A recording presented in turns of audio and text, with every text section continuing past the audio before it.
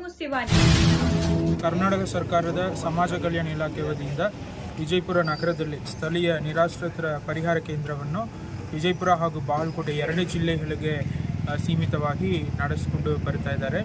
ಈ ಒಂದು ಕೇಂದ್ರ ತುಂಬ ಅಚ್ಚುಕಟ್ಟಾಗಿ ಕೆಲಸ ಮಾಡ್ತಾ ಇದೆ.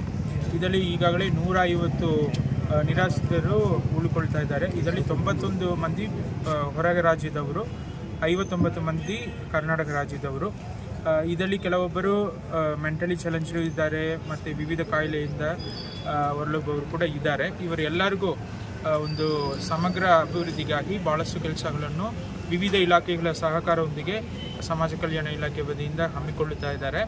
ಸೊ ಇದ್ರ ಬಗ್ಗೆ ಹೇಗೆ ನಾವು ಮುಂದಿನ ಕ್ರಮ ಕೈಗೊಳ್ಳೋದು ಎಂಬುದರ ಬಗ್ಗೆ ಇವತ್ತು ಮೀಟಿಂಗ್ ಆಯಿತು. ಅದೇ ರೀತಿ ಭಿಕ್ಷಾಟನೆ ಮಾಡುವವರ ಒಂದು ಸೌಲಭ್ಯಗಳು ಏನು ಕೊಡಬೇಕು, ಅವರಿಗೆ ಹೇಗೆ ರಿಹ್ಯಾಬಿಲಿಟೇಷನ್ ಮಾಡಬೇಕು, ಬೇರೆ ಹೇಗೆ ಎಂಪ್ಲಾಯ್ಮೆಂಟ್ ಆಪರ್ಚುನಿಟೀಸ್ ಕೊಡಬೇಕು ಎಂಬುದರ ಬಗ್ಗೆ ಕೂಡ ಇವತ್ತು ಚರ್ಚೆ ಆಯಿತು. ಇದ್ರ ಬಗ್ಗೆ ಅರಿವು ಮೂಡಿಸೋಕ್ಕೆ ವಿಜಯಪುರ ಹಾಗೂ ಬಾಗಲಕೋಟೆ ಎರಡು ಜಿಲ್ಲೆಗಳಿಗೆ ಈಗಾಗಲೇ ತಿಳುವಳಿಕೆ ವಾಹನವನ್ನು ಕೂಡ ನಾವು ಚಾಲನೆ ಮಾಡಿದ್ದೀವಿ. ಆದ್ದರಿಂದ ಎಲ್ಲಿ ಕೂಡ ನಮ್ಮ ಜಿಲ್ಲೆಯಲ್ಲಿ ಭಿಕ್ಷಕರು ಇದ್ದರೆ, ಅದೇ ರೀತಿ ತುಂಬ ವಯಸ್ಸಾದವರು ನಿರಾಶ್ರಿತರು ಇದ್ದರೆ ಇಮಿಡಿಯೇಟ್ಲಿ ಸಂಬಂಧಪಟ್ಟ ಅಧಿಕಾರಿಗೆ ಮಾಹಿತಿ ನೀಡಿದ್ದಲ್ಲಿ ಅವರೇ ವಾಹನವನ್ನು ಕರೆಕೊಂಡು ಬಂದು ರಕ್ಷಣೆ ಮಾಡಿಕೊಂಡು ನಿರಾಶ್ರಿತ ಕೇಂದ್ರದಲ್ಲಿ ಒಂದು ಚಹಾ ಒದಗಿಸುವುದಕ್ಕೆ ವ್ಯವಸ್ಥೆ ಮಾಡುತ್ತಾರೆ. ಧನ್ಯವಾದ. ಸರಿ, ಒಂದು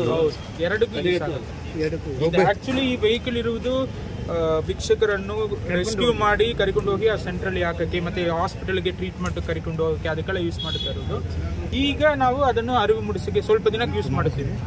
ಇದು ತುಂಬಾ ಹಳೆಯ ವೆಹಿಕಲ್, ಒಳ್ಳೆ ರೀತಿಯಲ್ಲಿ ಅವರೆಲ್ಲ ರಿನೋವೇಟ್ ಮಾಡಿದ್ದಾರೆ. ಹೊಸ ವೆಹಿಕಲ್ ತರ ಕಾಣ್ತಾ ಇದೆ. ಮತ್ತೆ ಒಂದು ವರ್ಷದಲ್ಲಿ ಎಷ್ಟು ಭಿಕ್ಷಕರು 50 ಭಿಕ್ಷಕರು ರೆಸ್ಕ್ಯೂ ಮಾಡಿದ್ವಿ. 990 2024 ಮಾತ್ರ 900. ಅದರಲ್ಲಿ ಬಹಳಷ್ಟು ಮಂದಿ ಅವರು ಸ್ವಂತ ಊರಿಗೆ ಹೋಗಿಬಿಡ್ತಾರೆ. ನಾವು ಬೇರೆ ಕೆಲಸ ಮಾಡಿಕೊಳ್ತೀವಿ. ಮೋಸ್ಟ್ಲಿ ಎಲ್ಲ ಹೊರ ರಾಜ್ಯದವರು ಇರ್ತಾರೆ. ಆದರೆ ನಮ್ಗೆ ಯಾರು ಇಲ್ಲ, ನಾವು ಇಲ್ಲಿಯೇ ಇರ್ತೀವಿ ಅಂತ ಹೇಳಬಹುದು, ನಾವು ಇಲ್ಲಿಯೇ ಇಟ್ಕೊಳ್ತೀವಿ. ಸರ್, ಇಲ್ಲಿ ರೋಡ್ ಮೇಲೆಲ್ಲ ಮಲಗ್ತಾ ಇಲ್ಲ ಸರ್. ರೋಡ್ ಮೇಲೆ ನೈಟು ಅಷ್ಟೇ ತುಂಬ ಜನ ಮಲಗ್ತಾ ಇದ್ದಾರೆ ಸರ್. ಅವ್ರಿಗೆ ಯಾವುದು ಈಗ ಭಾಳಷ್ಟು ಸಾರಿ ಅವರನ್ನೇ ರೆಸ್ಕ್ಯೂ ಮಾಡಿಕೊಂಡು ಹೋಗಿದ್ದೀವಿ. ನಂತರ ಏನು ಹೇಳ್ತಾರೆ, ಅವರು ಫ್ಯಾಮಿಲಿ ಮೆಂಬರ್ಸ್ ಯಾರಾದರೂ ಬಂದು ನಾವೇ ಕರ್ಕೊಂಡು ಹೋಗ್ತೀವಿ ಅಂತ ಕರ್ಕೊಂಡು ಹೋಗಿಬಿಡ್ತಾರೆ. ಯಾಕಂದರೆ ಇಲ್ಲಿ ಎಲ್ಲರನ್ನೂ ಇಟ್ಕೊಂಡು ನೋಡೋಕ್ಕೂ ಆಗೋದಿಲ್ಲಲ್ಲ, ಅಲ್ಲಿನೂ ಕೂಡ ಸ್ಪೇಸ್ ಕನ್ಸ್ಟೆಂಟ್ ಇರ್ತದಲ್ವ. ಸೊ ಫ್ಯಾಮಿಲಿಯಿಂದ ಬಂದು ನಾವು ನೋಡಿಕೊಳ್ತೀವಿ ಅಂತ ಹೇಳಿದರೆ ಅವ್ರು ಕರ್ಕೊಂಡು ಹೋಗ್ತಾರೆ. ಬಟ್ ಎಗೈನ್ ಅದರಲ್ಲಿ ಯಾರಾದರೂ ಮೇಲಿನ ಮೇಲೆ ಪದೇ ಬರ್ತಾ ಇದ್ದಾರೆ ನೋಡ್ತಾರೆ. ಆ ಥರ ಇರೋರಿಗೆ ಅವರು ವಾರ್ನಿಂಗ್ ಕೊಡ್ತಾರೆ, ಕೇಸ್ ಬುಕ್ ಮಾಡ್ತಾರೆ. ಅವ್ರ ಮಕ್ಕಳ ಮೇಲೆ ಕೇಸ್ ಬುಕ್ ಮಾಡೋ ಕೆಲಸ ಕೂಡ ಆಗುತ್ತೆ. ಹೌದು ಸರ್, ತುಂಬ ಜನ ನೋಡ್ತೀವಿ ಸರ್ ನೈಟ್ ವಿಸಿಟ್ ಹೋದಾಗ ಸರ್. ಈ ಕಡೆ ಎಲ್ಲ ಮಲಗಿರ್ತಾರೆ, ರೋಡ್ ಸೈಡ್. ನಂತರ ಈ ಬಸ್ ಸ್ಟ್ಯಾಂಡ್ ಹತ್ರ ಇದ್ದಾರೆ. ನಾನೇ ಭಾಳಷ್ಟು ಸರಿ ನೋಡಿ ಅವ್ರಿಗೆ ಫೋನ್ ಮಾಡಿದ್ದೀನಿ. ಅವರು ಕೂಡ ರೆಸ್ಕ್ಯೂ ಮಾಡಿಕೊಂಡು ಹೋಗಿದ್ದಾರೆ.